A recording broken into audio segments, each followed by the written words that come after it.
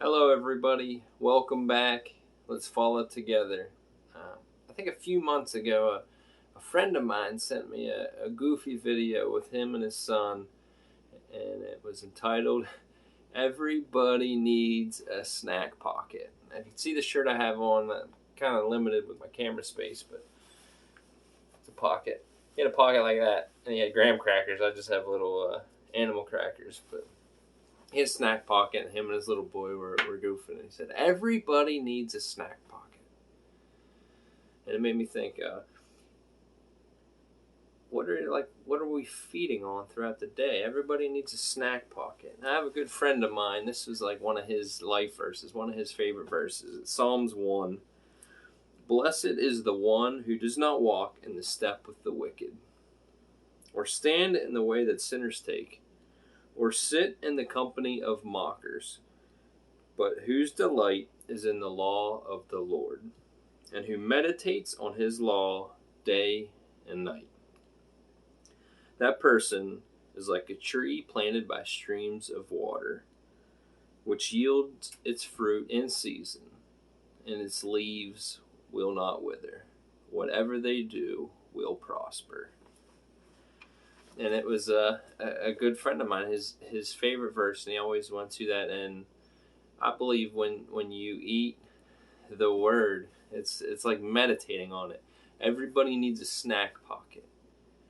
Now, what's God speaking to you? Remember Jesus when he was tempted with turning stones into bread by the devil? He said, "Man doesn't live on bread alone, but by every word that proceeds from the Father's mouth." How we hear God a lot of the time is meditating on his word, his written word, because it does not change. It's the same yesterday, today, and forever. Not long after I heard my friend preach on that verse, I was working one day, and I was pretty early on in recovery. I was just really excited. I was like, Jesus took drugs away from me. I never thought that was possible. So I'm at work just telling people about it. And most people were receptive. Some people were just like, "Oh, that's cool." And that was kind of like it. But I worked one day with this guy. And it was like every time I brought that up, like, "Man, I'm in recovery. I'm doing this. Jesus did this." It was almost like it hit a trigger in his head. And he would start talking about his days of using drugs, and it almost sounded like he said he was clean, but it sounded like he didn't really want to be clean. Maybe he was forced to be. I don't know. And I was with him all day, working around a machine, and I felt so discouraged. Not that I was gonna go back and use. No, that was gone. I was a new creation, right? But I felt beat up. I'm just like, man. So I called my friend, the one whose favorite verse I just read. And you know what he told me to do? It didn't make any sense to me at the time. I'm like, well, how does this... What? It was, on your lunch break, start reading the Psalms. And I'm like, okay. But I trusted him. I knew his walk with Jesus. I knew that he had some peace. He had that fruit, right? He had the leaves that didn't wither. You know what leaves are on a plant? They're the proof of life. Revelation say that the leaves are for the healing of the nations. You know what leaves do on a plant? They take in the poison around them, right, that we breathe out. And through spending time in the sun, it creates photosynthesis. They actually release oxygen. See, when you spend time with Jesus and his word, you can begin to take some of the evil around you and not live in it, but know we overcome it with good. It means you can always have something to give.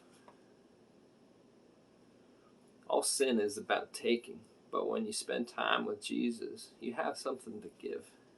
It might not be easy.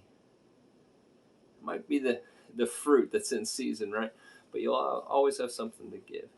What's in your snack pocket, right?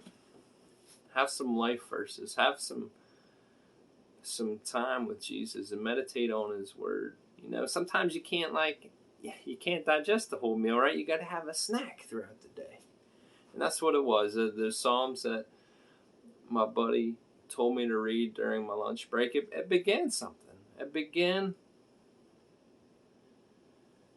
when I didn't have answers, looking in God's Word to find the answer, because Jesus holds all the answers. He tells us to knock, right? To ask. Ask and you shall receive. Knock and the door will be open to you. Seek and you'll find.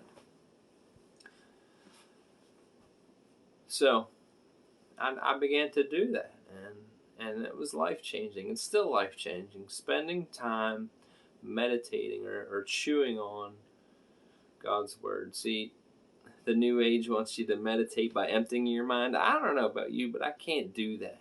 But what I can do is fix my mind on things above, and I do that by spending some time in this book. Man doesn't live on bread alone, but on every word that comes from the Father. What is in your snack pocket? Everybody needs a snack pocket, right?